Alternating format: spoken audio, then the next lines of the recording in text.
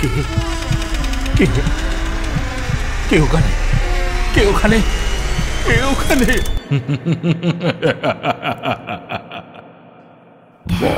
ভুতুরে, যেখানে জীবিত সব চরিত্র।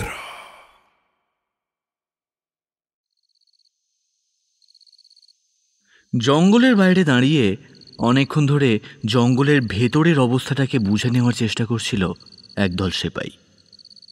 কিছুক্ষণ পর সেপাইদের মধ্যে একজন এবার মুখের কাছে হাতটা এনে চাপা গলায় বলে উঠল, মনে হচ্ছে জঙ্গলের ভেতরে ওরা এখন রয়েছে। ওই যে দেখতে পাচ্ছেন, এক জায়গা থেকে ধোঁয়া উঠছে, বোধহয় আগুন জ্বালিয়েছে। সবাইকে কথাটা শেষ করতে দিল না জমিদারের বিশ্বস্ত সিপাহীদের সর্দার বল্লভ। এগিয়ে গিয়ে হাতের বর্ষাটা মাটিতে একবার ঠুকে গলা খাঁকারি দিয়ে বলল, রাতে জঙ্গল থেকে যেন ওই ডাকাতের দলের একটাও পালাতে না পারে। যেভাবেই হোক ওদের সব কটাকে জ্যান্ত না হলেও মরা ধরতে হবে। 40 জনের মধ্যে 40 জনই যেন আজ রাতে এই দুনিয়া থেকে বিদায় নেয়।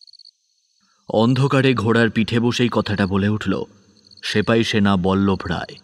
রাগে তার শরীর থরথর করে কেঁপে উঠছে। সেটা অবশ্য সেপাইরা এই অন্ধকারে দেখতে পেল না। তাদের হাতে ধরে রাখা বর্ষাগুলো একবার চকচক করে উঠল এই আধো অন্ধকারে চাঁদের অল্প আলোতে। তারপর চোখের নিমেষে মশালগুলো জ্বলে উঠল ফটফট করে। সিপাহীদের একটা দল আস্তে আস্তে জঙ্গলে গাছের গায়ে শরীর মিশিয়ে এগিয়ে গেল সামনের দিকে। 40 জন ডাকাতের 40 জন সেখানে আছে কিনা আর তাদের অবস্থাটা ভালো করে না দেখে আক্রমণ করা ঠিক হবে না। সেপাইরা বল্লভ রায়কে নিয়ে মোট এসেছে 30 জন। অতর্কিতে এই 30 জন মিলে 40 জনের সঙ্গে কিছুতেই পেরে উঠবে না। তাছাড়া ডাকাতের দল যে দুর্ধর্ষ সে কথা ওরা সবাই জানে। 30 জন কেন, এই ডাকাতের দলের সঙ্গে 100 জনকে নিয়ে লড়াই করতেও ভয়ে বুক কেঁপে উঠবে সবার। কিন্তু বল্লভ রায়ের কথা আলাদা।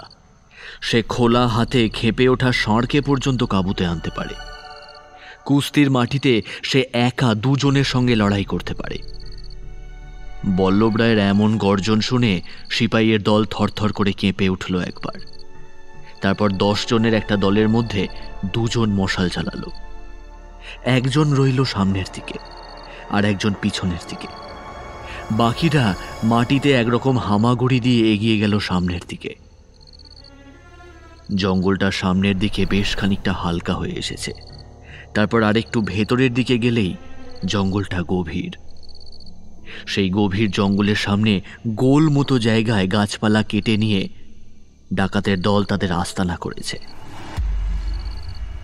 ডাকাতের সর্দারের নাম রঘু। রঘু ডাকাতের ভয়ে আশেপাশে গ্রামের সকলেই থরথর করে কাঁপে।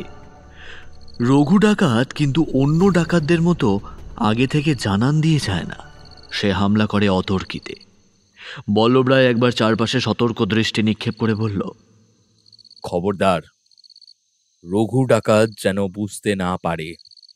সে বুঝতে পারলে কিন্তু তোরা ওই জঙ্গল থেকে বেরিয়ে আসতে পারবি না। অনেকে বলে রঘু ডাকাত নাকি। তার কথাটা শেষ করল না। সেপাইদের শুধু শুধু ভয় পাইয়ে দিয়ে লাভ নেই। তাদের সাবধান করে দিলেই হলো। সেপাইরা নিজেদের মধ্যে কি কথা বলল তা বোঝা গেল না। তারপর আস্তে আস্তে এগিয়ে গেল সামনের দিকে। জঙ্গলে ঢোকার মুখে বড় গাছের তলায় দাঁড়িয়ে বাকিরা অপেক্ষা করতে লাগলো ওদের ফিরে আসার জন্য। ওদিকে রঘু ডাকাতের 40 জনের ডাকাতের দল নিশ্চিন্তে আগুন জ্বালিয়ে তার চারপাশে গোল করে বসে রাত্রের খাওয়া দাওয়া করছিল। পাশের গ্রাম থেকে চুরি করে আনা ধনসম্পদের সাথে খাল এনেছিল জ্যান্ত 10টা মুরগি। ওগুলোই এখন আগুনে ঝলসে খাওয়া দাওয়া চলছিল। রঘু ডাকাতের চোখ কান সব সময় খোলা থাকে। সবাই মিলে খাওয়া দাওয়া করলেও 4 জন চারদিকে জঙ্গলের সাথে অন্ধকারে মিশে লক্ষ্য রাখছিল। তাছাড়া এই জায়গার আশেপাশে উঁচু উঁচু গাছে লুকিয়ে অনেকেই নজর রাখে বাইরের দিকে। রঘু ডাকাত সবে একটা আস্ত মুরগির পা তুলে নিয়েছে, ঠিক তখনই একটা অদ্ভুত শীষের শব্দ শুনতে পেল। এটা শুধু রঘু ডাকাত নয়, বাইরের দিকে থাকা ডাকাতরাও শুনতে পেয়েছিল, কিন্তু প্রথমে কিছু বুঝতে পারেনি। রঘু ডাকাত তাড়াতাড়ি হাত তুলতে সবাই গিয়ে ঢুকলো জঙ্গলের এক পাশে, যেদিকটায় জঙ্গল ঘন হয়ে এসেছে। ব্যাপারটা দেখতে পেয়েছিল সেপাইয়ের দল। তাদের মধ্যে একজন পিছিয়ে এলো দলের থেকে। তারপর বল্লভ ভাইকে সে খবরটা দিল যে ডাকাতরা সবাই ওই জঙ্গলের কাছেই রয়েছে। ক্রমে ক্রমে ব্যাপারটা এমন দাঁড়ালো যে ডাকাতের দল আর সিপাইয়ের দল দুজনেই পরস্পরের উপস্থিতি অনুভব করতে পারছে, কিন্তু কেউ কাউকে সচক্ষে দেখতে পাচ্ছে না। অন্ধকারে চাঁদের আলোয় ফাঁক ফোঁকর দিয়ে যেটুকু দেখা যায় তাতে মনে হয় যেন চারপাশটা শ্মশানের মতো নিস্তব্ধ। ডাকাতরা গাছের আড়ালে কিংবা গাছের উপরে ওঁত পেতে রয়েছে। একটু অসতর্ক হলো তারা। হাঁটতে হাঁটতে সামনের দিকেই এগিয়ে যাচ্ছিল বল্লভ রায়। হঠাৎ করে তার পাশে হাঁটতে থাকা সেপাইটা একটা অদ্ভুত শব্দ করে মাটিতে পড়ে গেল। বল্লভ রায় দেখল পাশে পড়ে থাকা সেপাইয়ের ঠিক গলার কাছে এসে বিঁধেছে একটা বর্শা। সঙ্গে সঙ্গে সে জঙ্গলের অন্ধকারের মধ্যে শরীর মিশিয়ে ফেলল। ঠিক তখনই তার মাথার ওপর দিয়ে একটা বর্শা গিয়ে পড়ল পেছনে। রাগে বল্লভ রায়ের দাঁত যেন কিরমির করে ওঠে। তারপর বলল, এত বড় সাহস আমার গায়ে হাত তুলিস তোরা? তাড়াতাড়ি চল, তাড়াতাড়ি দুপাশ দিয়ে চল। অন্ধকারের সাথে গ্রামে ওই জঙ্গলের ভেতরেই ওরা আছে। দু দলে ভাগ হয়ে সেপাইয়ের দল চলতে লাগলো জঙ্গলের দিকে, কিন্তু জঙ্গলের মাঝখানটায় এসে ওরা অবাক হয়ে দেখল আগুন জ্বলছে। চারপাশে ছড়িয়ে ছিটিয়ে রয়েছে সমস্ত কিছু, কিন্তু কোনো মানুষজন নেই। এমনকি একপাশে একটা বর্শা পর্যন্ত পড়ে রয়েছে। বর্শাটা তুলে নিল বল্লভ রায়। চিন্তিত মুখে এদিক ওদিক তাকিয়ে দেখল, না, কোথাও কিছুই নেই। বল্লভ রায় চলে আসতে যাবে, ঠিক তখনই সেপাইদের একজন চিৎকার করে বলে উঠল, ওটা কি সর্দার? সেপাইটার কথায় বল্লভ রায় প্রায় ঘুরে তাকালো পিছনের দিকে। ততক্ষণে বাকি সেপাইরাও সেই দিকে তাকিয়ে বর্শা হাতে ধরে ঠক ঠক করে কাঁপতে শুরু করেছে। যেদিকে জঙ্গলটা গভীর হয়েছে সেই দিক থেকে একটা খসখস শব্দ হচ্ছে, আর গাছের ডালপালা অদ্ভুতভাবে নড়তে নড়তে বেরিয়ে আসছে একটা অদ্ভুত মূর্তি। মূর্তিটা ঠিক তাল গাছের মতো লম্বা। তার লম্বা লম্বা দুটো পাই যেন এক একটা নারকেল গাছের চেয়ে সামান্য উঁচু হয়ে যাবে, আর তার গোটা শরীরটা যেন কালো লিকলিকে। একটা অদ্ভুত শব্দ ভেসে আসছে তার মুখ থেকে। ঠিক তখনই জঙ্গলের দিক থেকে কতগুলো বর্শা এসে উড়ে সিপাহীদের কয়েকজনকে ধরাশায়ী করে দিল মুহূর্তের মধ্যে। দলের ভেতর থেকে একজন বলল, সর্দার, শুনেছিলাম রঘু ডাকাত নাকি কালো। এখানে দাঁড়িয়ে থাকাটা এখন ঠিক হবে না সর্দার। আমাদের এখান থেকে এখন চলে যাওয়াটাই ভালো। বল্লভ রায় কিন্তু তখনও সামনের দিকে তাকিয়ে দেখে চলেছিল সেই লম্বা তাল গাছের মতো মূর্তিটাকে। মূর্তিটা হাঁটতে হাঁটতে এগিয়ে আসছে ওদের দিকে। ওরা যেখানে দাঁড়িয়ে রয়েছে চাঁদের আলোয় সেখানটা স্পষ্টভাবে দেখা যায়। তাই জঙ্গলের অন্ধকারের ভেতর থেকে ডাকাতের দলের বর্শা ছুঁড়তে সুবিধা হয়। দেখতে দেখতে সিপাইয়ের দলের বেশ কয়েকজন মারা গিয়েছে। বল্লভ রায় বুঝতে পারল এবার দাঁড়িয়ে থাকলে শুধু শুধু প্রাণে মরতে হবে। তাই সে পিছনের দিকে দৌড়াতে শুরু করলো, কিন্তু রাগ তখন তার সপ্তমে চলেছে। মনে মনে সে ভাবল এই রঘু ডাকাতকে সে ছাড়বে না। তার জন্য তাকে যা করতে হয় সে তাই করবে। যদি প্রয়োজন হয় তাহলে গোটা জঙ্গল সে আগুন লাগিয়ে পুড়িয়ে দেবে। কথাটা প্রতিজ্ঞা করে বল্লভ রায় পিছনের দিকে ঘুরে বেশ কয়েক পা হেঁটে গেছে। ঠিক তখনই একটা বর্শা ছুটে এসে লাগলো তার পায়ের পাতায়। একটা উফ শব্দ করে বল্লভ রায় মাটিতে পড়েই যাচ্ছিলেন, কিন্তু ঠিক তার আগেই সেপাইয়ের দল তাকে ধরে ফেলল। বল্লভ রায় প্রায় দাঁতে দাঁত কামড়ে ঠিক আগের মতোই বলে উঠলেন, রঘু, ভাবিস না আমি ভয় পেয়ে ফিরে গেলাম। আমি আবার আসবো। তখন তোর এই কালো জাদু কিন্তু আমায় আটকাতে পারবে না। কথাটা বলতে বলতে বল্লভ রায় পেছনের দিকে তাকিয়ে দেখতে পেলেন সেই কালো লম্বা ছায়ামূর্তি চাঁদের আলো সামনে এসে পড়তেই যেন ধুলোর মতো হাওয়ার সাথে মিলিয়ে গেল। আর সেটা দেখেই বল্লভ রায়ের মুখে একটা অদ্ভুত হিংস্র হাসি ফুটে উঠল।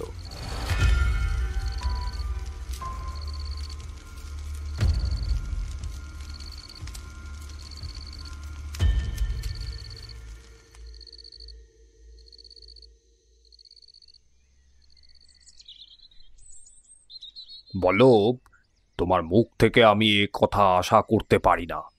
তুমি বলছো তুমি ওই জঙ্গলের মধ্যে এমন এক কালো মূর্তি দেখেছো যা তাল গাছের মতো বড়।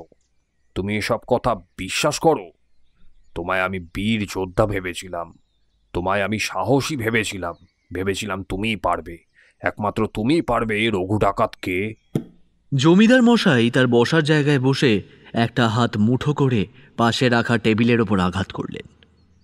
টেবিল বলতে একটা ছোট কাঠের লম্বা টানা বাক্সের মতো। সামনে বল্লভ রায় চুপ করে মাথা নিচু করে দাঁড়িয়েছিল। তার পিছনে বেশ কয়েকজন সেপাই। এদিকে জমিদার মশাইয়ের ঘরে তখন উপস্থিত ছিল গ্রামের পুরোহিত মশাই এবং আরও কয়েকজন লোক। তাদের মধ্যে একজন বলে উঠল, কিন্তু জমিদার মশাই, যতদূর শুনেছি বল্লভের মতো সাহসী লোক কিন্তু আমাদের এই গ্রামে আরেকটা নেই। বল্লভ যখন বলছে তখন সে মিথ্যা কথা বলবে না। তখনই একজন সেপাই বলে উঠল, জমিদার মশাই, মিথ্যে কথা বলছি না, আমরা সত্যিই দেখেছি। আর ওই ডাকাতের দলের হাতে আমাদের বেশ কিছু সেপাই আহত আর নিহত হয়েছে। এই কজন সেপাই নিয়ে তাদের ধরা যাবে না, আমাদের আরও সেপাই চাই। কিন্তু এতক্ষণ পরে বল্লভ রায় কথা বলে উঠল। বেশ দশাশই চেহারা তার, উচ্চতা 6 ফুটের চেয়েও একটু বেশি। নাকের নিচে মোটা পাকানো গোঁফ, মাথায় লম্বা চুল, কপালে একটা সাদা রঙের কাপড় সে সব সময় বেঁধে রাখে। গোটা গাল কামানো, গায়ের রং চাপা, বুকের কি যেন কাপড় ফেটে বাইরে বেরিয়ে আসতে চাইছে। পরনে একটা সাদা রঙের ধুতি, খালি গা, মাথা নিচু করে দুটো হাত পিছনের দিকে জড়ো করে দাঁড়িয়েছিল। শরীরের মাংসপেশিগুলো যেন সুরের চামড়া ছিঁড়ে বাইরে বেরিয়ে আসার চেষ্টা করছিল।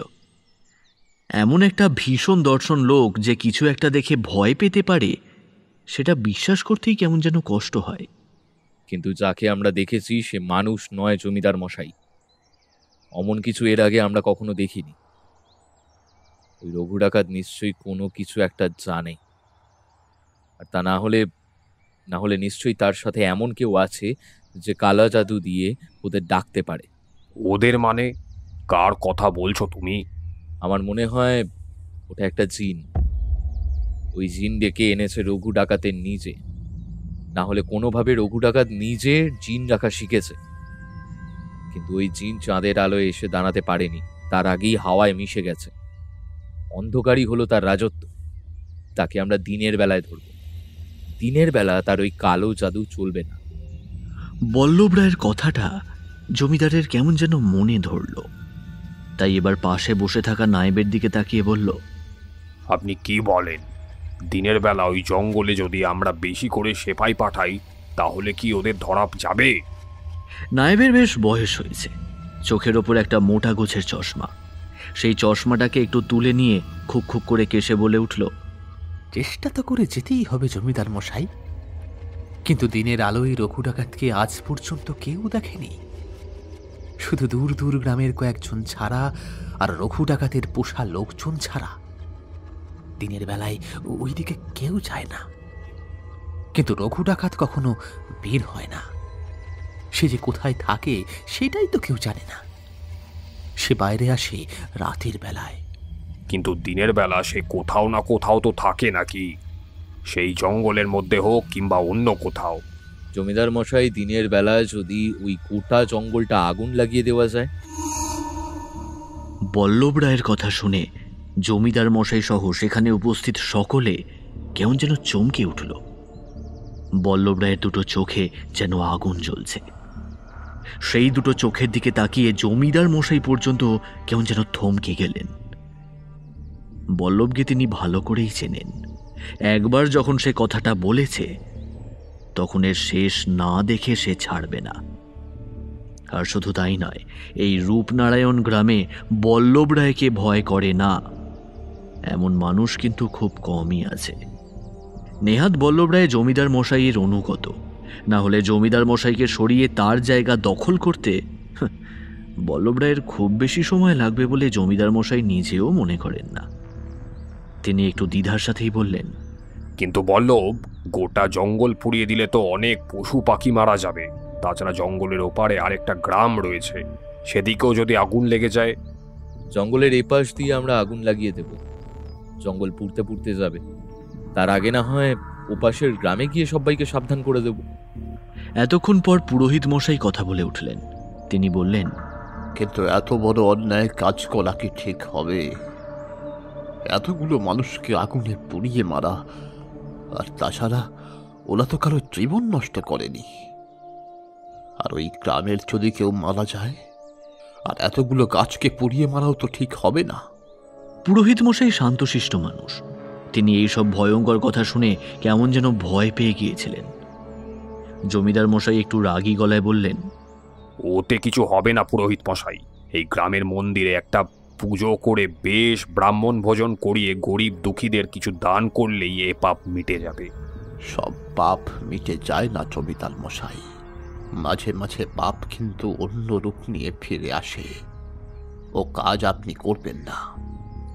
রঘু ডাকাতকে আপনি মারুন, ধরুন, যা খুশি তাই করুন, কিন্তু জঙ্গল জ্বালিয়ে দেওয়া একদম সঠিক কাজ নয়। এই কথা শুনে জমিদার মশাই পর্যন্ত কেমন যেন দ্বন্দ্বে পড়ে গেলেন। বল্লভ রায় বুঝতে পারছিল জমিদার সহজে সে কথা শুনতে চাইবে না, তাই সেও মনে মনে ফোন দিয়ে হাঁটতে লাগলো। দেখতে দেখতে বেশ কয়েকটা দিন কেটে গেল। কিছুই হতো না যদি না এক রাতে রঘু ডাকাত জমিদার বাড়ি আক্রমণ করে বসত। জমিদার বাড়ি আক্রমণ করাটা তার সবচেয়ে বড় ভুল হয়েছিল। জমিদার বাড়ি আক্রমণ করে সে কিছুই লুটতে পারেনি। তার বদলে তার 40 জনের মধ্যে বেশ কয়েকজন মারা গেল। তাদের মধ্যে 2-1 জন ধরা পড়ল জমিদারের লোকজনের হাতে। আসলে এমন একটা আন্দাজ বল্লভ রায় আগে থেকেই করেছিল, তাই জমিদার বাড়ির বাইরে যত না পাহারা ছিল, তার চেয়ে বেশি লোক ছিল জমিদারের অন্দরমহলে। তাই যখনই ডাকাতের দল বাইরের পাহারা পেরিয়ে ভেতরে ঢুকল, তখনই তারা যেন জাঁতা কলের মতো আটকে গেল। কিন্তু রঘু ডাকাত তার দলবলকে নিয়ে পালিয়ে যেতে পারলেও সেপাইয়ের দলের একজন, সে প্রায় যেন মৃত্যুর আগের মুহূর্তে কাতর গলায় বলল,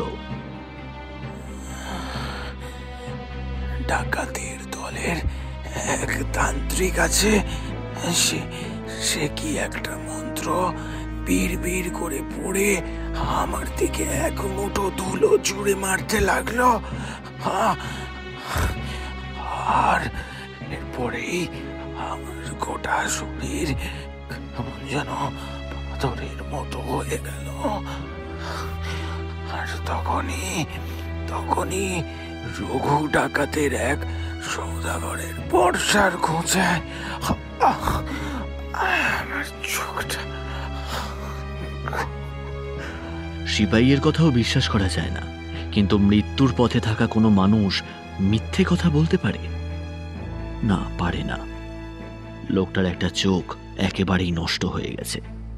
তার চোখের গহ্বর থেকে বেরিয়ে আসছে টাটকা লাল রক্ত।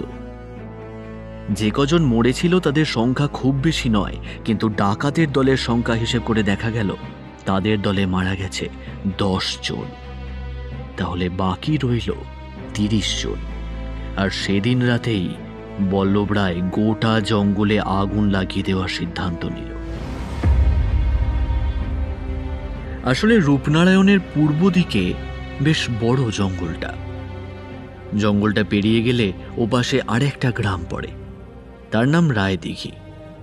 প্রায় 100 জন সেপাইকে নিয়ে বল্লভ রায় ঢুকলো সেই জঙ্গলে। প্রত্যেকের হাতে একটা কৌটো করে মাটির তেল। সেই তেল গাছের গায়ে ছড়াতে ছড়াতে তারা গেল জঙ্গলের ভেতর পর্যন্ত। কোথাও কিছু নেই, নিশ্চয়ই রঘু ডাকাত কোথাও একটা গিয়ে লুকিয়েছে।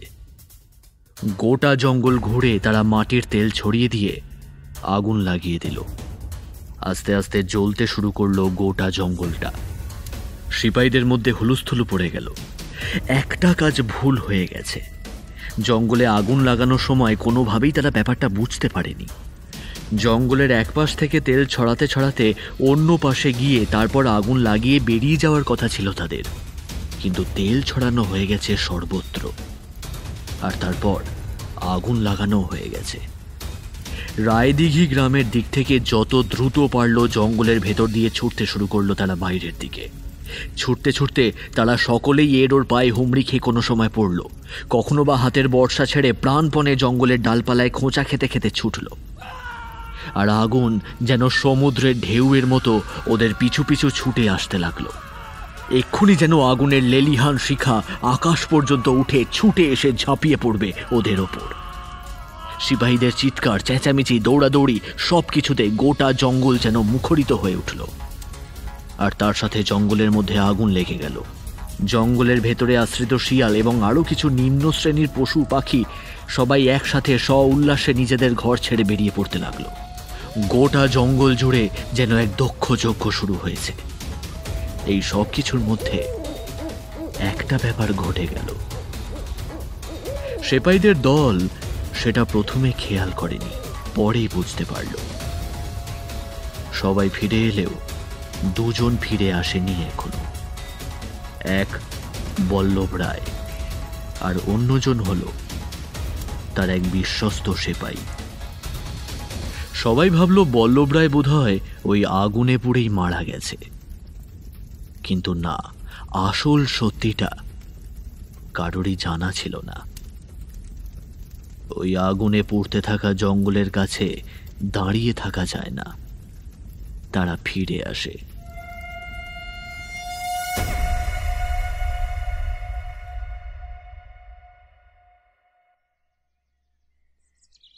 তোরা ঠিক বলছিস তো, বল্লভ আর বেঁচে নেই, মারা গেছে। সিপাহীরা থমথমে মুখ নিয়ে দাঁড়িয়েছিল। জমিদারের ঘরের মধ্যে সবার মুখে কোনো কথা নেই। বল্লভ রায় মারা গেছে এই কথাটা যেন কেউ বিশ্বাসই করতে পারছিল না। কোনো রকমে প্রথমে পুরোহিত মশাই বললেন, আগেই বলেছিলাম ধর্মের কল বাতাসে নড়ে। এই পৃথিবীতে ঈশ্বরের চেয়ে বড় শক্তি আর কেউ নেই। পুরোহিতের জায়গায় অন্য কেউ এমন একটা কথা বললে জমিদারবাবু হয়তো তখনই তার গর্দান নিতেন, কিন্তু পুরোহিত মশাই জমিদারের চেয়েও বয়সে বড়। এছাড়া তারা বংশ পরম্পরায় এ বাড়িতে পুরোহিতগিরি করে আসছে। আর শুধু এ বাড়িতে নয়, গাঁয়ের আরও অন্য বাড়িতেও তিনি পূজা করেন। তাই পুরোহিত মশাইয়ের ওপর একটা কথাও তিনি বললেন না। তাই জমিদার মশাই রেগে উঠতে পারলেন না, কেমন যেন অদ্ভুত গলায় বললেন, কিন্তু এই সমস্ত পরিকল্পনাটা তো করেছিল বল্লভ নিজে, তাহলে তার এমন পরিণতি হলো কি করে? এত বড় জঙ্গল, এমন হাওয়া, তার মধ্যে কি আর আগুন তার দিক ঠিক রাখতে পারে? নিশ্চয়ই আগুনের মধ্যে পড়ে গেছে। কথাটা শুনে জমিদার মশাই ভয়ে একবার শিউরে উঠলেন, কিন্তু এখন আর কি করা যাবে? বাকিদের নিজেদের মতো বিশ্রাম করতে পাঠিয়ে দিয়ে জমিদার মশাই সভা ভঙ্গ করে দিলেন। শুধু পুরোহিত মশাইকে বসিয়ে রাখলেন। জমিদার বাবু, আমার মনে হয় এখন একটা দিন ওদিকে না যাওয়াই ভালো। তারপর জঙ্গল শান্ত হলে না হয় ওদিকটায় গিয়ে একবার দেখা যাবে, যদি কিছু পাওয়া যায়। কিন্তু পুরোহিত মশাই, বল্লভ যে মারা গেছে সেটা তো আমার মন বিশ্বাস করতে চায় না। আমার যেন মনে হয় এই এক্ষুনি সে ফিরে আসবে। পুরোহিত মশাই মাটির মানুষ, তার মন কেমন যেন গলে যায়। জমিদার মশাইয়ের চোখে একটা অদ্ভুত আভাস দেখতে পান। তিনি জানেন বল্লভ রায়কে বড্ড ভালোবাসতেন জমিদার মশাই। জমিদার বাড়ির জন্য করতে পারে না এমন কিছুই নেই যা বল্লভ রায় করেনি। তিনি অদ্ভুত ধরা গলায় বললেন, আপনার মনের কথা আমি বুঝতে পারছি জমিদার মশাই, কিন্তু কি আর করা যাবে? যদি ভাগ্যে থাকে তাহলে সে নিশ্চয়ই ফিরে আসবে, আর যদি না থাকে তাহলে আমি আর আপনি তো অসহায় মানুষ ছাড়া আর কিছুই না, তাই না? এই কথায় জমিদার মশাই চকিতে তাকালেন পুরোহিতের দিকে। তারপর বললেন, ভাগ্যে যদি থাকে তাহলে সে নিশ্চয়ই ফিরে আসবে, তাই না? কিন্তু জমিদার মশাই কথা শেষ না করে তাড়াহুড়ো করে বাড়ির ভেতরে চলে গেলেন। প্রায় গভীর রাতে জমিদার মশাইয়ের বাড়ির সামনে পাহারাদারদের মধ্যে হুলস্থুলু কাণ্ড পড়ে গেল। একটা আগুনে পোড়া মানুষ বাড়ির সামনে এসে হইচই শুরু করেছে। সিপাহীদের মধ্যে একজন এগিয়ে গিয়ে লাঠি তুলে বলল, এই যেখান থেকে এসেছিস সেখানে চলে যা, এখন রাতের বেলা। একটা অদ্ভুত ঘ্যাস ঘ্যাসে গলায় অর্ধেক আগুনে পুড়ে আসা লোকটা বলল, আমায় চিনতে পারছিস না? আমি তোদের সব কটার মাথা নিজের হাতে কাটবো। আমি পল্লব রায়, আমার পথ ছেড়ে দে। কথাটা শুনে সিপাহীরা কেমন যেন থমকালো। গলাটা যেন চেনা চেনা লাগছে। তাছাড়া ওভাবে বল্লভ রায় নিজেই কথা বলতো। তারা মশালের আলোয় ভালো করে দেখল, কারণ হ্যারিকেনের আলোয় ভালোভাবে দেখা যাচ্ছিল না। এবার যেন চিনতে পারল তারা। মুখের এক পাশটা অদ্ভুতভাবে পুড়ে গিয়েছে। গোটা শরীরে আঘাতের জন্য এতক্ষণ চিনতে পারছিল না তারা। সত্যিই তো, এ তো বল্লভ রায়। হুড়াহুড়ি পড়ে গেল জমিদার বাড়ির সদর দরজায়। তারপর তারা বল্লভ রায়কে বাড়ির ভেতরে নিয়ে গেল। বল্লভ রায় কিন্তু জমিদার বাড়ির উঠোন পর্যন্ত পৌঁছাতে পেরেছিল। তারপর জ্ঞান হারিয়ে লুটিয়ে পড়ল মাটিতে। বল্লভ রায়ের মুখের এক পাশটাই শুধু পুড়েছিল। গোটা শরীরে আঘাতের চিহ্ন ছাড়া পোড়ার দাগ আর ছিল না। জমিদার মশাই গোটা ব্যাপারটা দেখে শুনে যেমন খুশি হলেন তেমন ভয়ও পেলেন। বল্লভ রায়ের মুখটা যেভাবে পুড়ে গেছে তাতে ওর দিকে তাকানো যায় না। অথচ পুরোহিত মশাইয়ের কথাই সত্যি হলো। সত্যিই বল্লভ রায় নিজের ভাগ্যের জোরে ফিরে এসেছে। সেটাও তো বড় কথা নয়। তিনি তৎক্ষণাৎ কবিরাজ মশাইকে ডেকে পাঠালেন। কবিরাজ মশাই সমস্ত দেখে শুনে বললেন, গোটা শরীরে বেশ আঘাত রয়েছে। সমস্ত ক্ষতস্থান আমি ধুয়ে মুছে ওষুধ লাগিয়ে দিয়েছি। তাছাড়া শরীরে প্রচণ্ড ব্যথা, মনের ওপর প্রচণ্ড চাপ পড়েছে বেচারার, তাই এমনটা হয়েছে। একটু বিশ্রাম নিলেই ঠিক হয়ে যাবে। তবে একটা চোখ নষ্ট হয়ে গেছে। ওই চোখটা দিয়ে সে আর কোনোদিনই কিছু দেখতে পাবে না। জমিদার মশাইয়ের কথায় কবিরাজ আরো ভালো করে লক্ষ্য করে দেখে, কিন্তু না, কিছুতেই তার চোখটা বাঁচানো যাবে না। মুখের চামড়াটা যেভাবে আগুনে পুড়েছে তাতে ক্ষতস্থানগুলোকে ভালো করে চিকিৎসার দ্বারা কিছু করা যায়, তবে মুখের চামড়াটা পোড়া একটু হয়েই থাকবে। তবে এই সমস্ত কিছু করতে হবে বল্লভের সম্মতি নিয়ে। আগে বল্লভের জ্ঞান ফিরুক। কবিরাজ মশাই কিছু ওষুধপত্র তৈরি করে দিয়ে উঠে দাঁড়িয়ে হাত জোর করে বললেন, যদি অভয় দেন তো একটা কথা বলি জমিদার মশাই। জমিদার মশাই কথাটা শুনে কেমন যেন অবাক হলেন। তবুও ইশারায় নির্দেশ দিতেই কবিরাজ মশাই বিছানায় শুয়ে থাকা বল্লভ রায়ের দিকে তাকিয়ে অদ্ভুত গলায় বললেন, আজ প্রায় 50 বছর হলো আমি এই কাজ করছি, এবং এমন রোগী কিন্তু আমি এর আগে কখনো দেখিনি। তার অজ্ঞান হয়ে যাওয়ার কারণ আর তার মানসিক চাপের কারণ কিন্তু শরীরের আঘাত নয়, এমনকি একটা চোখ নষ্ট হয়ে যাওয়াটাও কিন্তু নয়। কোনো কিছু দেখে প্রচণ্ড ভয় পেয়ে এমনটা হয়েছে বল্লভ রায়। বল্লভ রায়ের কথা আমি এর আগে অনেক শুনেছি। তার মতো সাহসী লোক এই গ্রামে কেন, আশেপাশের কয়েকটা গ্রামে পর্যন্ত নেই। কিন্তু আমি নিশ্চিত যে কিছু দেখে ভয়ে পেয়েই তার এমন অবস্থাটা হয়েছে। কবিরাজ মশাইয়ের কথা শুনে জমিদার কেমন যেন অবাক হয়ে যায়। ভয় পেয়েছে, কিন্তু কবিরাজ মশাই বল্লভ তো তেমন কিছু বলতে পারেনি। বাড়িতে ঢুকেই তো সে জ্ঞান হারিয়ে ফেললো। একটু সময় দিন, তারপর না হয় সব কিছু জানতে পারবেন। আগে ওর জ্ঞানটা ফিরুক। তবে আমার মনে হয় দিন দুয়েকের আগে ওর জ্ঞান ফিরবে না। নারী খুবই কম, একেবারে ওই না পাওয়ার মতো। দেখতে দেখতে 2 দিন কেটে গেল। বল্লভ রায়ের কাছে সবসময় লোকজন রইল, কিন্তু ওই দিন সকালে বল্লভ রায়কে দেখাশোনা করার জন্য যে লোক ঘরের ভেতর ছিল সে জমিদারকে চুপি চুপি একটা অদ্ভুত কথা বলল। জমিদার সেটা শুনে কেমন যেন চিন্তিত হয়ে পড়ল। তাহলে তিনি ঘরে থাকবেন এমনটা মনে মনে ঠিক করে নিয়ে লোকটাকে চলে যেতে বললেন। কি যে হচ্ছে এসব! ওই রঘু ডাকাতের জঙ্গল আক্রমণ করার পর থেকে এই সমস্ত কিছু হয়ে চলেছে।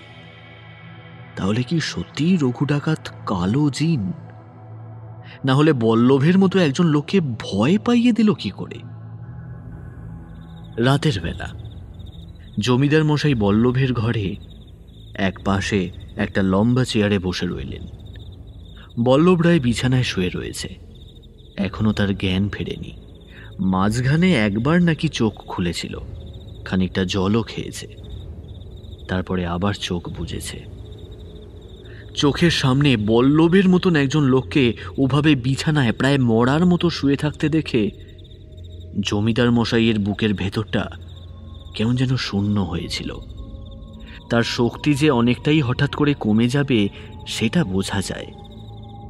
দেখতে দেখতে অনেকটা রাত হয়ে এসেছিল। ঘরের একপাশে একটা আলো জ্বলছিল। তাছাড়া ঘরের ভেতর টেবিলের ওপর জলের পাত্র এবং বেশ কিছু ফল রাখা ছিল। ঘরের দরজা বন্ধ করে বাইরে 2 জন প্রহরী দাঁড়িয়েছিল। ঘরের খোলা জানলাটা দিয়ে মাঝে মাঝে শিরশির করে হাওয়া এসে ঘরে ঢুকছিল। বসে থাকতে থাকতে কখন যেন চোখ বুজে ফেলেছিলেন জমিদার মশাই, তা তিনি নিজেও জানেন না। হঠাৎ কি একটা অস্বস্তি হতেই চোখ খুলে যেটা দেখতে পেলেন তাতে বুকের ভেতরের রক্ত যেন হিম হয়ে গেল। বল্লভ রায়ের বিছানার কাছে কে একজন দাঁড়িয়ে রয়েছে, আর শুধু দাঁড়িয়েই নেই, যেন বল্লভ রায়ের দিকে ঝুঁকে পড়ে কিছু একটা করছে। কিন্তু ঘরের দরজা তিনি নিজের হাতে ভেতর থেকে বন্ধ করেছেন। বাইরে সেপাই দাঁড়িয়ে রয়েছে, তাহলে ঘরের মধ্যে লোকটা এলো কি করে? জমিদার মশাই চেয়ার থেকে উঠে গম্ভীর কিন্তু কেমন যেন কাঁপা গলায় বললেন, এই, কে ওখানে? কে ওখানে? জমিদারের কথায় বল্লভ রায়ের বিছানার কাছে দাঁড়িয়ে থাকা কালো মূর্তিটা পেছনের দিকে ঘুরে তাকালো। আর তা দেখে জমিদার মশাই ভয়ে 2 পা পিছিয়ে গিয়ে আবার সেই চেয়ারে ধপ করে বসে পড়লেন। এ কি, এমনটা কি হতে পারে? তার সামনে যে কালো ছায়া মূর্তিটা দাঁড়িয়ে রয়েছে তার 2টো চোখ যেন আগুনের মতো লাল। তার মুখের ভেতরটাও ঘন ঘন আগুনের মতো জ্বলছে, আর কিছুই দেখা যায় না। শুধু শুধু 2টো চোখ আর মুখ ছাড়া বাকি যেন কালো অন্ধকার দিয়ে তৈরি হয়েছে। আর তার মুখ থেকে বেরিয়ে আসছে একটা অদ্ভুত শব্দ। সেটা হাসির না কান্নার কোনো কিছুই বোঝা যায় না। সে এক পা করে জমিদারের দিকে এগিয়ে আসতে শুরু করেছে। জমিদার মশাই ভয়ে আতঙ্কে যেন পাথরের মূর্তির মতো হয়ে গেছেন। ছায়া মূর্তিটা জমিদারের অনেক কাছে এসে পড়েছে। ঠিক তখনই বাইরে থেকে একটা অদ্ভুত চিৎকার শোনা গেল। কেউ যেন চিৎকার করে বলছে, তোদের বড় সর্বনাশ হয়ে যাবে। ব্যাস ওইটুকুই শুনতে পেয়েছিলেন জমিদার মশাই। সেই কালো ছায়া ততক্ষণে মুহূর্তের মধ্যে জমিদার মশাইয়ের দিকে 2টো হাত বাড়িয়ে দিয়েছে। অদ্ভুত ফ্যাস ফ্যাসে শব্দটা এখন তার কানে ভেসে আসছে। 2টো লাল উজ্জ্বল রঙের চোখ থেকে যেন তিনি দৃষ্টি সরাতেই পারছিলেন না। মনে হচ্ছিল মনে হচ্ছিল যেন ওই দুটো চোখের মধ্যে দিয়ে তিনি আরও কিছু দেখাতে চাইছেন। তার সাথে সাথে বাইরে থেকে ভেসে আসা শব্দটা মাঝে মাঝে তার কানে এসে লাগছিল। এদিকে হঠাৎ করে বল্লভ রায়ের জ্ঞান ফিরে আসে। বিছানা থেকে উঠতেই গোটা ব্যাপারটা সে মুহূর্তের মধ্যে বুঝতে পারে। সে যেমন সাহসী লোক তেমনি বুদ্ধিমান। সে আর দেরি করে না, তাড়াতাড়ি হ্যারিকেনের কাঁচটা সরিয়ে নিয়ে আগুনটা এগিয়ে নিয়ে যায় সামনের দিকে। তারপর সেই কালো ছায়ামূর্তিটার গায়ে ছুঁড়ে দেয় আগুন সহ হ্যারিকেনটা। একটা অদ্ভুত চিৎকার, আর তার সাথে ছায়ামূর্তির গোটা শরীর যেন আগুনে পুড়তে শুরু করে। আর সেই পুড়তে থাকা অবস্থায় একটা কথাই শুনতে পায় ওরা দুজন। সেই ছায়ামূর্তি অদ্ভুত খসখসে গলায় হাসতে হাসতে বলছে, ভেবেছিস তোরা বেঁচে যাবে? কেউ বাঁচবে না, কেউ বাঁচবে না। আসছে অমাবস্যায় তোদের সবাইকে মারবো, সবাইকে। কথাটা শুনে জমিদার মশাই কেমন যেন ভয় পেয়ে গিয়েছিলেন। বল্লভ রায় উঠে এসে জমিদার মশাইয়ের সামনে দাঁড়িয়ে কড়া গলায় বলল, একদম ভয় পাবেন না জমিদার মশাই, একদম ভয় পাবেন না, আমি তো আছি। এইবার আমাদের লড়াই মানুষের সাথে নয়, রঘু ডাকাতের সাথেও নয়। এবার আমাদের লড়াই রঘু ডাকাতের পোষা কালো প্রেতের সাথে। আমার মনে হয় রঘু ডাকাত আবার ফিরে আসবে, আবার বেঁচে উঠবে। জমিদার মশাই অবাক হয়ে কিছু বলতে যান, কিন্তু ঠিক তখনই বাইরে থেকে একটা গোলমাল শোনা যায়। সেই গোলমাল শুনে বল্লভ রায় ও জমিদার মশাই দুজনেই হাঁটতে হাঁটতে বাইরের দিকে এগিয়ে যেতে থাকে।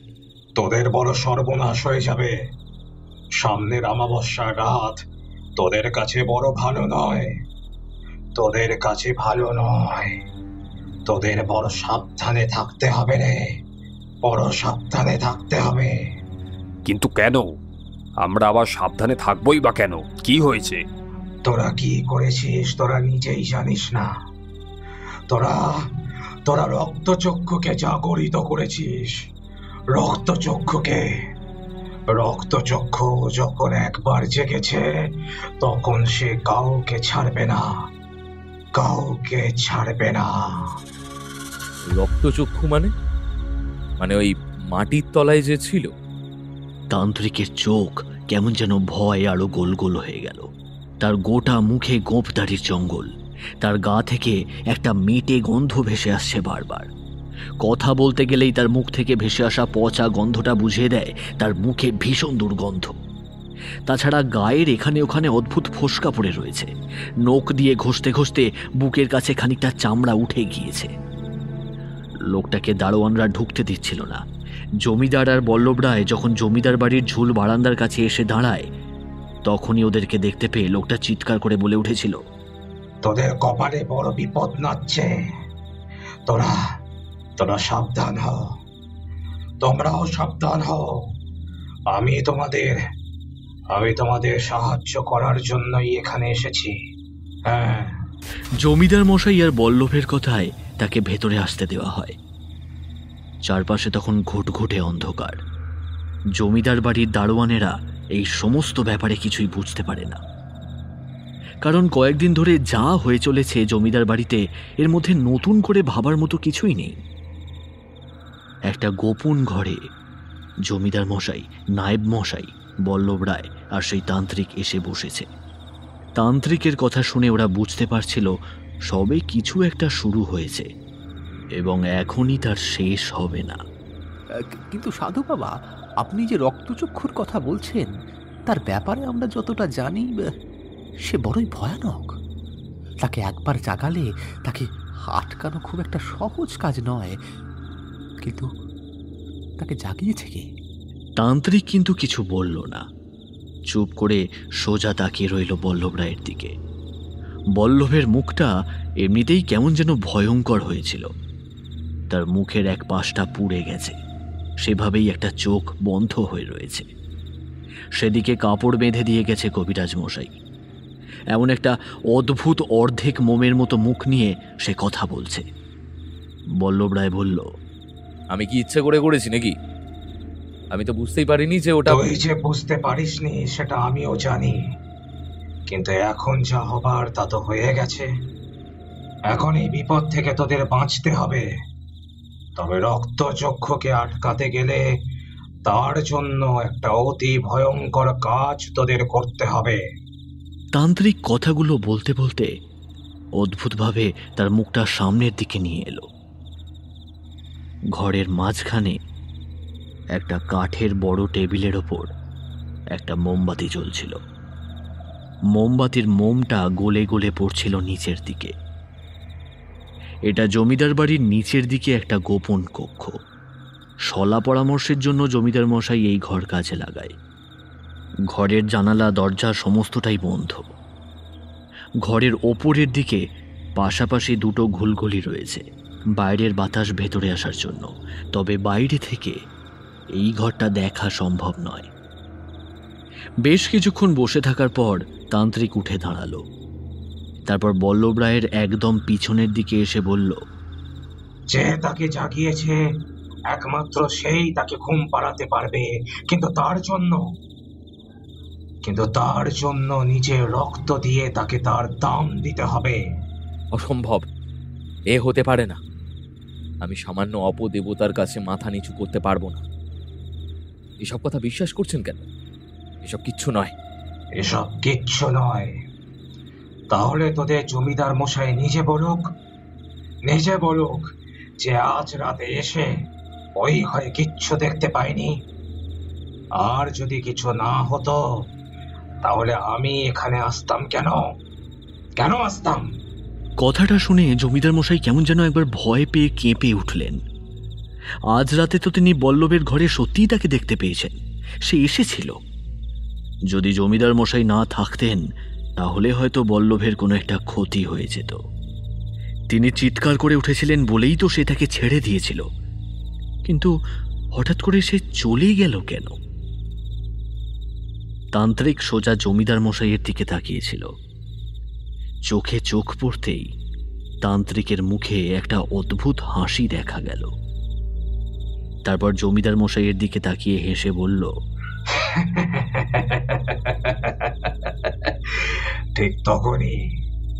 ঠিক তখনই আমি বাইরে এসে পড়েছিলাম জমিদার মশাই, আর এই কারণে সে কোনো ক্ষতি করতে পারেনি। না হলে একবার ওই ঘরের মধ্যে তোদের দুজনকে মেরে রেখেছে তো কেউ জানতে পারতো না, কেউ না। পরদিন সকলে সবাই দেখতো রক্ত দেখতে পেত, শুধু রক্ত, হ্যাঁ রক্ত।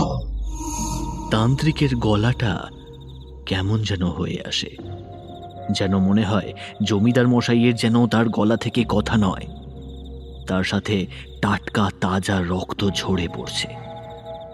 কেমন যেন অদ্ভুত গলা এসে কথা বলতে থাকে। ঘরের ভেতর চারপাশটা অন্ধকার। মোমবাতির শিখাটা যতবার কেঁপে উঠছে ততবার যেন ঘরের দেওয়ালে অদ্ভুত ছায়ার সৃষ্টি হচ্ছে। তান্ত্রিক আবার বলে ওঠে, এখনো ভেবে দেখ তোরা কি করবি। যদি তোরা তাকে ঘুম পাড়াতে চাস তাহলে আমায় বলিস, আমি এখানে থাকবো। গ্রামের বাইরে যে শ্মশান রয়েছে সেখানেই আমি থাকবো। তান্ত্রিক আর দাঁড়ায় না, সে সেখান থেকে বেরিয়ে পড়ে।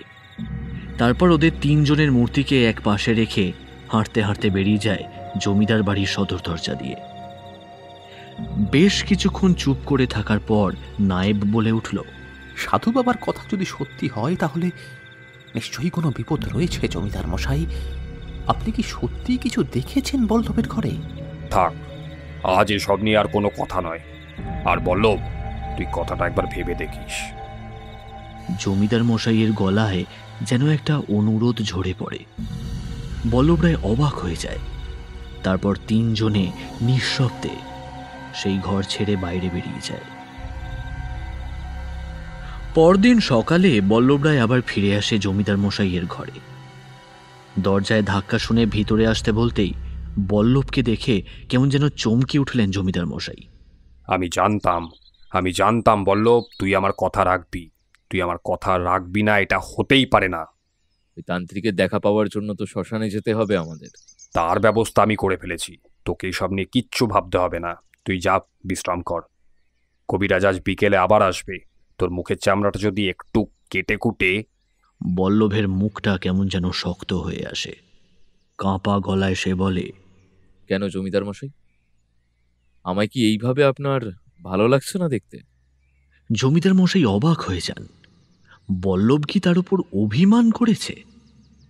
তার কথা না শুনে তার মতের বিরুদ্ধে ওই কাজটা করার জন্য জমিদার মশাই তাকে জোর করেছেন। তারপর কি আস্তে আস্তে জমিদার মশাইয়ের কাছ থেকে বল্লভ দূরে সরে যাচ্ছে? কাজটা কি ঠিক হচ্ছে? একটা অজানা অচেনা লোকের কথায় কিন্তু বিপদ যে বড় বালাই। মানুষ বিপদে পড়লে সবকিছু করতে পারে। বিপদে পড়ে ডুবন্ত মানুষ যেমন খড়কুটো আশ্রয় করে ভাসতে চায়, তেমনই তো জমিদার মশাই ওই সাধুর কথা মানতে চাইছে।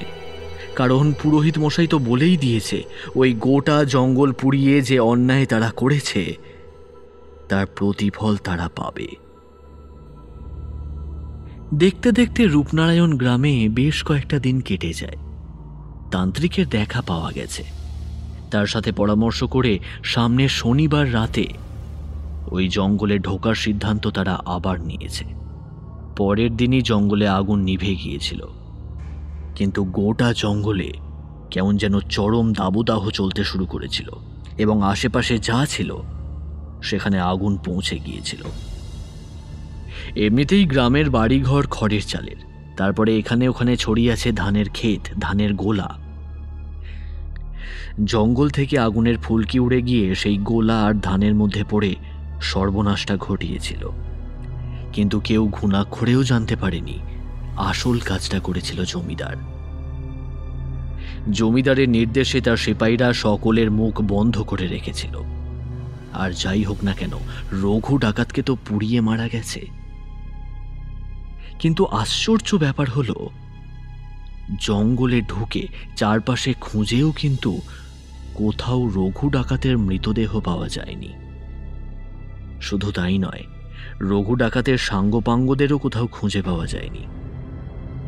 তবে জঙ্গলের মধ্যে বেশ কিছু শেয়াল, পাখি এবং আরও কিছু বন্য জন্তু মরে পড়ে থাকতে দেখা গিয়েছিল। সেদিন রাত্রে তান্ত্রিক, জমিদার মশাই, বল্লভ রায় এবং তার সঙ্গে বেশ কয়েকজন সেপাই জঙ্গলে প্রবেশ করল। চাঁদের অল্প আলো আকাশে তখনও ছিল। সেই আলোয় আশপাশটা যেন একটু বেশি ফাঁকা ফাঁকা মনে হতে লাগলো। জঙ্গলে চারপাশে কেমন যেন একটা গরম ভাব উঠেছে। মনে হচ্ছে একটু পরেই যেন মাটির তলা থেকে লেলিহান আগুন আবার বেরিয়ে আসবে আর তাদের সকলকে এক লহমায় পুড়িয়ে দিয়ে প্রতিশোধ নেবে জঙ্গল নিধনের। একভাবে এগিয়ে চলেছে ওরা সবাই। জঙ্গলের মাঝ বরাবর যেখানে গভীর জঙ্গল ছিল, সেখানে এখন কাঠকয়লার স্তূপের মতো জঙ্গলের ধ্বংসাবশেষ দাঁড়িয়ে রয়েছে। সেদিকে এগিয়ে যেতেই তান্ত্রিক আবার আঙুল তুলে বলল, ওইগুলো ঠেলে সরাতে হবে, ওর ভেতরে যেতে হবে আমাদের। বল্লভের নির্দেশে সেপাইরা জঙ্গলের কাঠকয়লার মতো কালো হয়ে আসা গাছ কাঠগুলোকে ঠেলে সরিয়ে দিল। তারপর আরও ভেতরে আসতে দেখা গেল ভেতরে একটা ছোট্ট মন্দিরের মতো, কিন্তু গোটা মন্দিরটা আগুনে পুড়ে গেছে। তবে আশ্চর্যভাবে মশালের আলোয় তারা দেখতে পেল মন্দিরের ভেতরে থাকা একটা পাথরের কালী মূর্তি। আগুন তার গায়েও লেগেছে তা বোঝা যায়, কিন্তু পাথরের মূর্তি বলে কোনো কিছুই ক্ষতি হয়নি। এখানে আসার পর কিন্তু বল্লভ রায়ের কেমন করতে লাগলো। তান্ত্রিক গলা চড়িয়ে মাঝে মাঝে চারপাশে তাকিয়ে বলতে লাগলেন, এইখানে আছে, এখানে আছে ওরা। আমি বুঝতে পারছি ওরা এখানেই আছে। বল্লভ রায় এদিক ওদিক তাকিয়ে দেখতে লাগলো। চাঁদের আলোয় চারপাশটা যেন ধকধক করছে, আর সেই জ্যোৎস্নার আলোকের মধ্যে মনে হচ্ছে চারপাশে জঙ্গলের ভেতর কারা যেন নিঃশব্দে চোখের বাইরে চলে যাওয়ার চেষ্টা করছে। কিন্তু সাধু বাবা, এখানে আমরা এলাম কি করতে? আর এখানে তো মা কালীর মূর্তি রয়েছে। আপনি যে কি রক্তচক্ষু নাকি বললেন, তান্ত্রিক কিছু বলার আগেই কথার উত্তরটা দিল বল্লভ রায় নিজে। কেমন যেন গম্ভীর গলায় সে বলল, এখানে নয় জমিদার মশাই, সেই মন্দিরের মাটির নিচের পেছনে গাছের তলা দিয়ে সেই মাটির নিচে যাওয়ার পথ রয়েছে, কিন্তু সেখানে যাওয়া যাবে না। এইবার কিন্তু জমিদার মশাই কেমন যেন অবাক হয়ে গেলেন। এখানে মাটির নিচে যাওয়ার পথ রয়েছে সে কথা বল্লভ কি করে জানল? তান্ত্রিক কিন্তু তখনও অদ্ভুতভাবে হাসছে আর বলছে,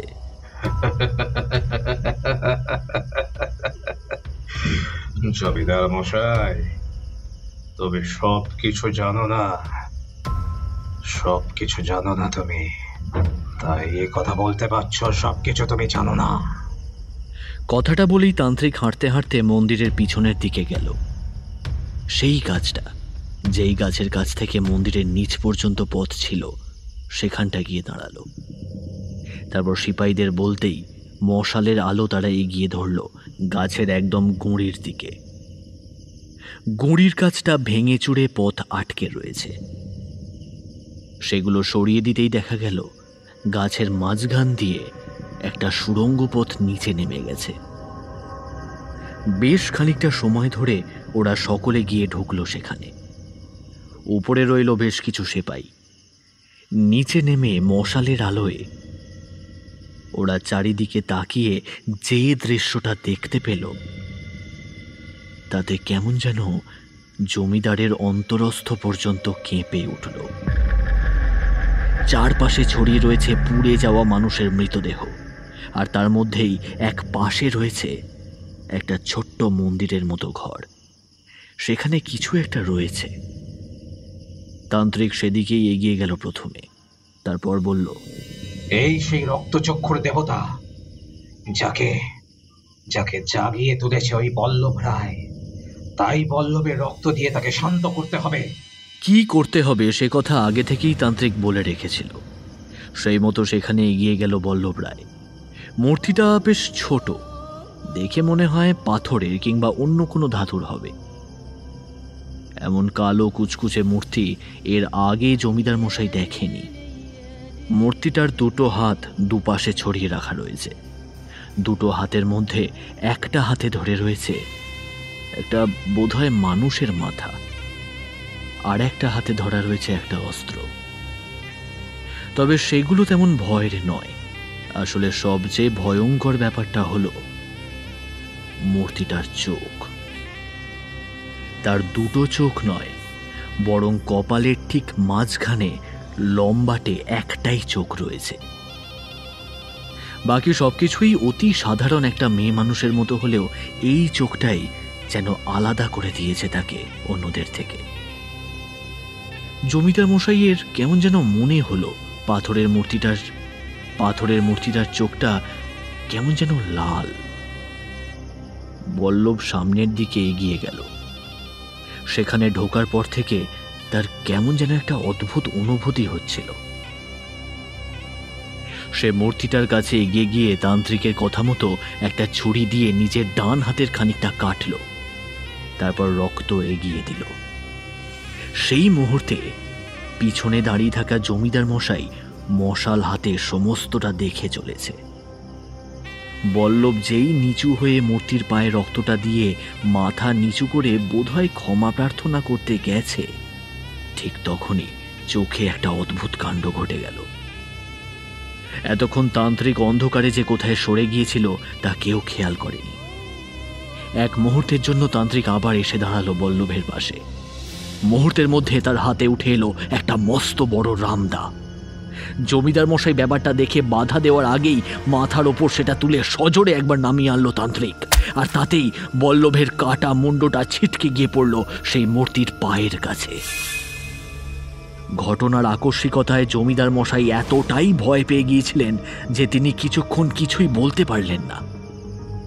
তারপর যখন বুঝতে পারলেন সেই তান্ত্রিক রক্তাক্ত রামদা হাতে তার দিকে এগিয়ে আসছে, তখন তিনি পিছনের দিকে দৌড়াতে শুরু করলেন।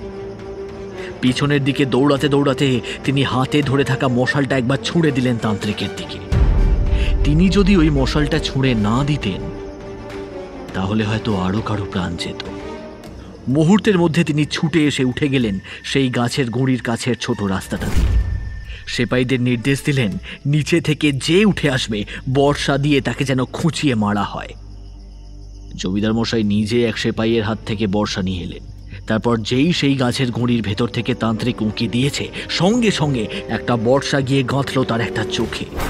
সে চিৎকার করে উঠল, কিন্তু ব্যাপারটা ততক্ষণে সে বুঝতে পেরেছিল, কারণ আর একটা বর্ষা তার কাঁধের কাছে গিয়ে লেগেছে। চকিতে একটা ঝটকা দিয়ে সে ভেতরে গিয়ে পড়ল। তারপর সেখান থেকে চিৎকার করে বলে উঠল, প্রতিশোধ আমি নেবই আমি প্রতিশোধ। ওই রক্তচক্ষু কাউকে ছাড়বে না। আজ থেকে শুরু হলো এই গ্রামের জমিদার বাড়ির কালো দিন। অমাবস্যার রাতে প্রথমে গোটা জমিদার বাড়ি ছারখার হবে, তারপরে এক এক করে সবাই মরবে। সবাই মরবে।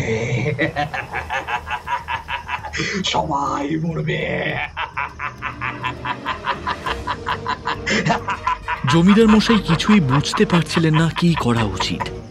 সেপাইদের সেখানে পাহারায় তিনি রাখলেন। তারপর দুজন সেপাইকে নিয়ে সেই জঙ্গল পেরিয়ে এসে সে রাতেই তিনি ডেকে আনলেন পুরোহিত মশাইকে। পুরোহিত মশাই সমস্তটা শুনে কেমন যেন পাথরের মতো হয়ে গেল। যদিও তিনি জানতেন কিছু একটা হবে, কিন্তু তাই বলে এমন কিছু একটা তান্ত্রিক বল্লভ রায়কে শেষে বলি দিল ওই অপদেবতার সামনে। তার ফল যে কি ভয়ানক হতে পারে এখন জমিদার মশাই সমস্তটাই বুঝতে পারছিলেন।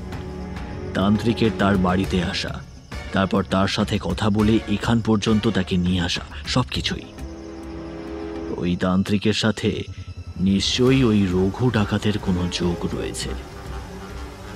তাহলে কি ওই পাতাল ঘরের আগুনে পুড়ে থাকা মৃতদেহগুলো আসলে ডাকাতদের? ওই তান্ত্রিক তাহলে কে? সেদিন গোটা রাত পুরোহিত মশাই জমিদার মশাইকে জঙ্গলে যেতে দিলেন না। পরদিন সকালে আরও সেপাই নিয়ে সেই জঙ্গলে গেল ওরা। তারপর কোনো রকমে নিচে গিয়ে পৌঁছে আরও একটা বীভৎস ব্যাপার দেখা গেল। সারি সারি আগুনে পুড়ে যাওয়া মৃতদেহের এক পাশে ওই অদ্ভুত মূর্তির সামনে মস্তকহীন অবস্থায় পড়ে রয়েছে বল্লভ রায়।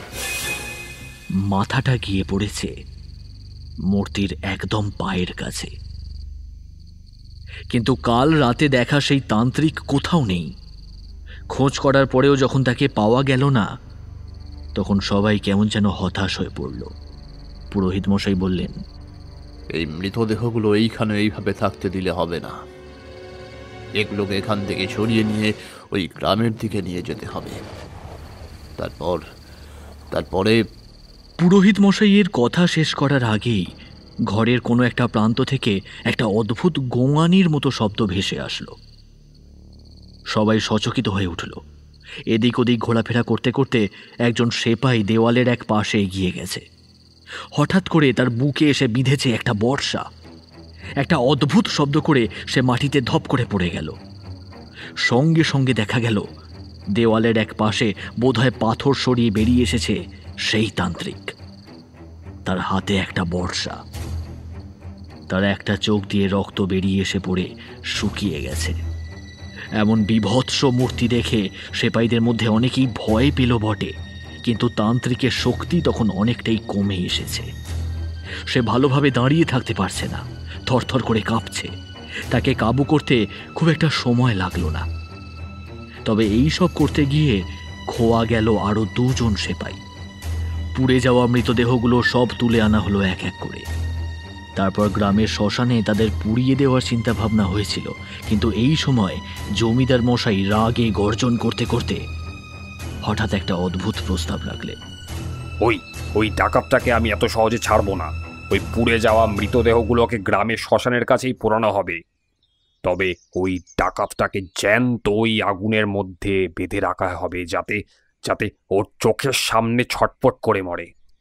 জমিদার মশাইয়ের এই কথা শুনে পুরোহিত মশাই কেমন যেন অবাক হয়ে গেল। তিনি অবাক দৃষ্টিতে জমিদারের দিকে তাকালেন, কিন্তু কিছু বলার সাহস পেলেন না। জমিদারের চোখে একটা অদ্ভুত উত্তেজনা যেন ঝরে ঝরে পড়তে শুরু করেছে ততক্ষণে।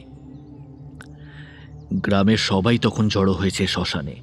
সারি সারি মৃতদেহগুলো গুনে দেখা গেল ৩৯টা মৃতদেহ আছে সেখানে, একজন নেই। কিন্তু রঘু ডাকাত যে এর মধ্যে কোনটা, সেটা কেউ বুঝতে পারল না। সমস্ত মৃতদেহকে এক জায়গায় রেখে তারপর কাঠ, মাটির তেল দাহ্য করে আরো অনেক কিছু তাদের ওপর ছড়িয়ে দিয়ে আগুন ধরানো হলো। তবে তার আগেই একটা বাঁশের সাথে জড়িয়ে বেঁধে রাখা হয়েছিল সেই তান্ত্রিককে। আগুন পুড়তে পুড়তে যখন তার পায়ের কাছে এসে পৌঁছালো, তখন সে চিৎকার করে বলল, তোরা ভাবিস না তোরা বেঁচে গেলি, আমরা আবার ফিরব, আমরা আবার ফিরে আসব। বল্লভ যেটা ওই জঙ্গলের মধ্যে দেখেছিল, সেটা তোরা রাতের অন্ধকারে নিজের বাড়িতে এবার দেখতে পাবি, রাতের অন্ধকারে নিজের বাড়িতে দেখতে পাবি। জমিদার মশাই তখনও রাগে ধরধর করে কাঁপছেন। শুধু পুরোহিত মশাই কেমন যেন একটা অদ্ভুত চিন্তায় পড়ে গেছেন। রঘু ডাকাতের ব্যাপারে তিনি যতটা শুনেছিলেন, রঘু ডাকাত কালা জাদু জানে, তাছাড়া অপদেবতার পুজো সে করে। তাহলে এটাই হলো আসল ব্যাপার। ওই জঙ্গলের মধ্যে মা কালীর মূর্তির আড়ালে মাটির নিচে অপদেবতার পুজো করেছে এতকাল, আর এই কারণেই তাকে আটকাতে পারত না কেউ। কিন্তু সে হঠাৎ এভাবে ধরা পড়ল কি করে, আর তার সমস্ত লোকগুলো মারাই বা গেল কেমন করে? কোনো উত্তর কিন্তু পুরোহিত মশাই খুঁজে বের করতে পারল না। দেখতে দেখতে তান্ত্রিক আগুনে ঝলসে পুড়ে গেল। তার পুড়ে যাওয়া মৃতদেহটা বেশ খানিকক্ষণ ধরে ঝুলে রইল বাঁশের আগায়। সেটা যেন তখনও অদ্ভুতভাবে তাকিয়েছিল জমিদারের দিকে। গোটা গ্রামের মানুষ জড়ো হলেও তারা কেমন যেন ভয় পেল এই দৃশ্য দেখে। বাঁশের ওপরে ঝুলতে থাকা মৃতদেহটা পুড়ে কালো হয়ে গিয়েছে, তবুও তার দুটো কালচে হয়ে আসা চোখ যেন তাকিয়ে রয়েছে জমিদার মশাইয়ের দিকে। জমিদার মশাই সেই দিকে তাকিয়ে নির্দেশ দিলেন, এই সব মৃতদেহ এই শ্মশানের পাশে ভালো করে জ্বালিয়ে ছাই করে দাও, তারপর সেই ছাই ভাসিয়ে দাও রূপনারায়ণের জলে। সবাই জমিদারের কথায় সায় দিল। পুরোহিত মশাই কিন্তু বলে উঠলেন, জমিদার মশাই, বিপদ মনে হচ্ছে এখনো কাটেনি। বল্লভকে ওইভাবে মারার কারণটা কি? তাকে তো অন্যভাবেও মারা যেত জমিদার মশাই। তাকে ওই দেবীর সামনে বলি দিল কেন এই তান্ত্রিক? জমিদার মশাই তখন সে কথা শোনার জন্য প্রস্তুত ছিল না। রাগে তখন সে পারলে ওই তান্ত্রিক মৃতদেহটাকে তলোয়ার দিয়ে কেটে দুটুকরো করে ফেলে, কিন্তু তার আকর্ষণ একসময় কেটে গেল। গ্রামের এই শ্মশানে বল্লভের অর্ধখণ্ডিত মৃতদেহটা সমারোহ করে পোড়ানো হলো। তারপর যে যার বাড়িতে ফিরে গেল। রাতে জমিদার মশাইও ক্লান্ত হয়ে ফিরে গেলেন বাড়িতে। এই সমস্ত কিছুর মধ্যে জমিদার গিন্নি আর তার ছেলে তাদের বাপের বাড়িতে। রূপনারায়ণ গ্রাম থেকে 5 গ্রাম দূরে তার বাপের বাড়ি। গ্রামের এই সমস্ত ব্যাপার শুরু হওয়ার পরেই জমিদার মশাই তাদেরকে বাপের বাড়িতে পাঠিয়ে দিয়েছিল, যাতে তাদের কোনো বিপদ না হয়। কিন্তু বিপদটা প্রথম তাদেরই হলো। পরের দিন রাতের বেলা জমিদার মশাইয়ের ছেলে তার মামার বাড়িতে বাড়ির বাইরে কি একটা কাজে হঠাৎ করে বেরিয়ে দেখতে পায় বাড়ির বাইরে উঠানের কাছে কে যেন একটা দাঁড়িয়ে রয়েছে। তার বয়স তখন 13, খুব একটা বড় নয় সে। কৌতূহলী হয়ে সামনের দিকে এগিয়ে যেতেই সেই ছায়ামূর্তিটাও হাঁটতে হাঁটতে তার দিকে এগিয়ে আসে। এদিকে ততক্ষণে কিন্তু ছেলেটা অন্ধকারে সেই ছায়ামূর্তিটাকে ভালোভাবে দেখতে পেয়েছে, আর দেখতে পেয়ে ভয় চিৎকার করতে শুরু করেছে। তার চিৎকার শুনে যখন বাড়ির লোকেরা ছুটে এলো, তখন ভয়ে তাদের গোটা শরীর পাথরের মতো হয়ে গেল। কারণ জমিদার মশাইয়ের ছেলে তখন পড়ে রয়েছে বাড়ির উঠানের মাঝখানে, আর তার মাথাটা কেউ যেন ধর থেকে টেনে ছিঁড়ে আলাদা করে দিয়েছে। খবরটা জমিদার মশাই পেলেন পরদিন সকালে। পাওয়ার সঙ্গে সঙ্গে তার স্ত্রীকে বাড়ি ফিরিয়ে নিয়ে আসার নির্দেশ দিলেন। তিনি কেমন যেন ভেঙে পড়েছিলেন। তাকে ওভাবে একা নিয়ে আসা যায় না, তাই এবার 2 জন মেয়ে মানুষ পালকিতে চড়ে রওনা দিল তার সাথে রূপনারায়ণের দিকে। সকাল সকাল বেরিয়েছিল যাতে সন্ধ্যার মধ্যে পৌঁছে যাওয়া যায়, কিন্তু এতটা পথ, তার উপর আকাশের অবস্থাও ভালো নয়। দুপুরের দিকে জোর ঝড় বৃষ্টি শুরু হলো। ঝড় বৃষ্টির মধ্যে তাদের আশ্রয় নিতে হলো এক গ্রামের একটা বাড়িতে। তারপর আবার চলতে শুরু করে রূপনারায়ণের আগের গ্রাম রায়দিঘিতে তারা যখন এসে পৌঁছালো তখন প্রায় সন্ধ্যা হয়ে এসেছে। সন্ধেবেলার অন্ধকারে তার ওই জঙ্গলের পাশ দিয়ে যাওয়ার আর সাহস হলো না, তাই সেখানেই গোটা রাতটা কাটাবে বলে স্থির করল। রূপনারায়ণে জমিদার গিন্নি যে পথে পালকি নিয়ে চলেছেন সে কথা রায়দিঘির সকলেই জানত, তাই আশ্রয় পেতে খুব একটা অসুবিধা হলো না। কিন্তু আসল ঘটনাটা ঘটল পরদিন সকালে। যে ঘরে তাদের 3 মেয়ে মানুষকে থাকতে দেওয়া হয়েছিল সেই ঘরে ঢুকতে দেখা গেল ঘরের ভেতর মেঝে যেন রক্তে ভেসে যাচ্ছে, আর তাদের 3 জনের গোটা শরীর কে যেন ছিঁড়ে ফলা ফলা করেছে। কোনটা কার হাত আর কোনটা কার পা যেন কোনো কিছুই ভালোভাবে বোঝা যায় না। যেন মনে হয় প্রবল আক্রোশে 3 জনের শরীরকে কুটি কুটি করে কেটেছে কেউ। এই সমস্ত কথা শুনে জমিদার মশাই কেমন যেন পাথরের মতো হয়ে গেলেন। শুধু পুরোহিত মশাই একবার দীর্ঘশ্বাস ফেলে বললেন, আমি তো আগেই বলেছিলাম জমিদার মশাই, রঘু ডাকাত কোনো সাধারণ মানুষ ছিল না। সে কালো জাদু জানত, জিন তার পোষা ছিল। তাছাড়া ওই অপদেবের পুজো করত সে। তাই এত সহজে কিন্তু সেই বিপদ থেকে আমরা নিস্তার পাব না।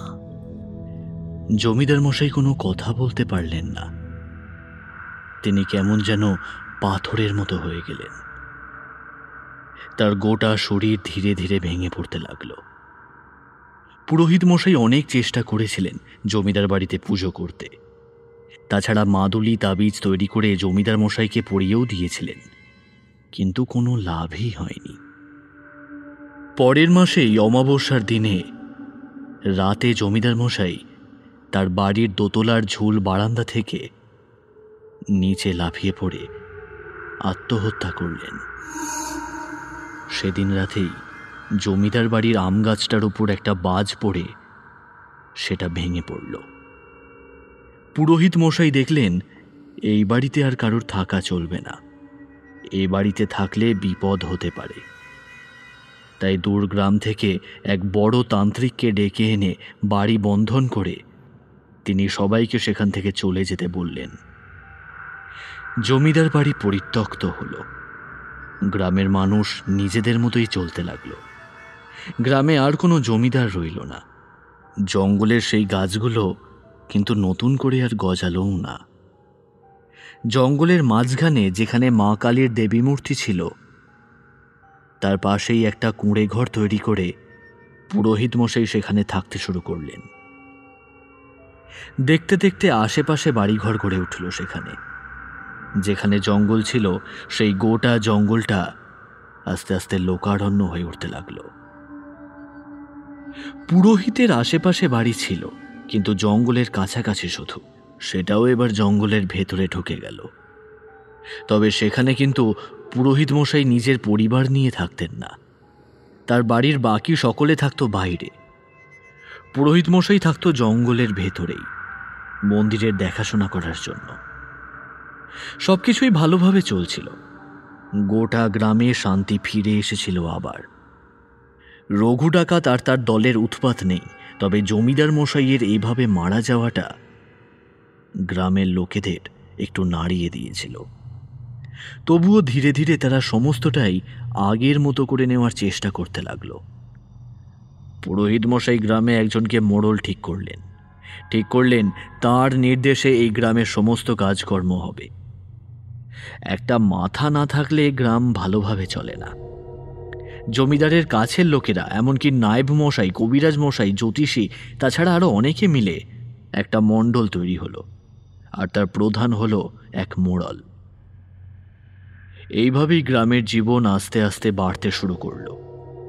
পুরোহিত মশাই বাদে সকলেই ভেবেছিল বোধহয় গ্রামটা আবার আগের মতোই হয়ে গেল।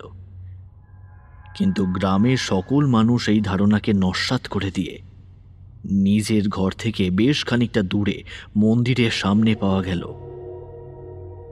পুরোহিত মশাইয়ের মৃতদেহ। গ্রামের লোকেরা আবার সেই মন্দিরকে পরিত্যক্ত করল, কিন্তু গ্রামের মোড়লের নির্দেশে ততদিনে জঙ্গলের মন্দিরের আশেপাশে বেশ কয়েকটা ঘরবাড়ি তৈরি হয়েছে। তাই মন্দিরের পুজো বন্ধ থাকলেও লোকেদের জীবনযাপন চলতেই লাগলো। সকলে ধীরে ধীরে ভুলে গেল পুরোহিত মশাইকে। কেউ শুধু অমাবস্যার রাতে জঙ্গলের আশেপাশে যারা থাকত তাদের মনে হতো বাইরে অন্ধকারে কারা যেন ঘুরে বেড়াচ্ছে। আর শুধু তাই নয়, অমাবস্যার রাতে কেউ বাড়ির বাইরে থাকলে তাকে আর খুঁজে পাওয়া যেত না। এইভাবে দেখতে দেখতে কেটে গেল প্রায় 100 বছর। ততদিনে সবকিছুই পরিবর্তন হয়ে গেছে। রূপনারায়ণের কোল দিয়ে বয়ে গেছে অনেক জল। শুধু ওই মন্দিরটার পরিবর্তন হলেও মন্দিরের ভেতরে ওই আগের পাথরের খালি মূর্তিটা রয়ে গেছে। জঙ্গলের আশপাশটা ভরে উঠেছে আরো অনেক বাড়িঘরে। নতুন পুরোহিত জঙ্গলের ওই মন্দিরের পাশে সেই কুঁড়ে ঘরটা আবার নতুন করে তৈরি করে সেখানেই থাকে। এখন গ্রামে যে মোড়ল রয়েছে তার নাম নিত্যানন্দ। সেই নিত্যানন্দ একদিন রাতের অন্ধকারে একটা কাজে ওই মন্দিরের পাশ দিয়ে ফিরছিল। হঠাৎ করে দেখতে পায় মন্দিরের চাতালে এক ছায়ামূর্তি বসে আছে। ব্যাপারটা দেখে সে একটু অবাক হয়ে যায়। এত রাতে কে বসে আছে? তাই সেটা ভেবে একবার গলা তুলে বলে, এই কে রে ওখানে? কথাটা শুনে সেই ছায়ামূর্তি আজ অন্ধকারে একবার মাত্র তার দিকে তাকায়। নিত্যানন্দ স্পষ্ট দেখতে পায় একটা ব্রাহ্মণ, যেন তার মাথার পিছনে লম্বা টিকি, গায়ের ওপর একটা হলদে রঙের নামাবলি ফেলা, গায়ের রং ফর্সা, তবে তার মুখটা কেমন যেন করুণ। নিত্যানন্দের দিকে একবার চোখাচোখি হওয়াতে সে হাওয়ায় মিলিয়ে যায়। ভয় পেলেও গোটা ব্যাপারটা আর কাউকে বলে না নিত্যানন্দ। শুধু শুধু গ্রামের মানুষ ভয় পাবে। তাছাড়া এই মন্দিরের আশেপাশে অনেক বছর আগে একটা জঙ্গল ছিল, আর সেই জঙ্গলে এই মন্দির নিয়ে যে অনেক ইতিহাসের গল্প রয়েছে তার সবটা নিত্যানন্দ নিজেও ভালোভাবে জানেন। তবে বাড়ি ফিরে এসে সে তার ছেলে সদানন্দকে কথাটা জানালো। তার ছেলে সদানন্দ অবাক চোখে সবকিছু শুনতে শুনতে মাঝে মাঝে যেন ভয়ে একটু কেঁপে উঠে জানালা দিয়ে বাইরের দিকে তাকাতেই মনে হলো আকাশে চাঁদের আলোটা আস্তে আস্তে কমতে শুরু করেছে। ঘরের মধ্যে জ্বলতে থাকা হ্যারিকেনের অল্প আলোয় দেওয়ালে একটা ছায়া যেন কাঁপছে। সদানন্দ অবাক গলায় প্রশ্ন করে তার বাবাকে, বাবা, ওই মন্দিরে কি আছে? হ্যারিকেনের কাঁপা কাঁপা হলদে আলোয় বসে নিত্যানন্দ বলতে শুরু করলো ওই মন্দিরের কথা।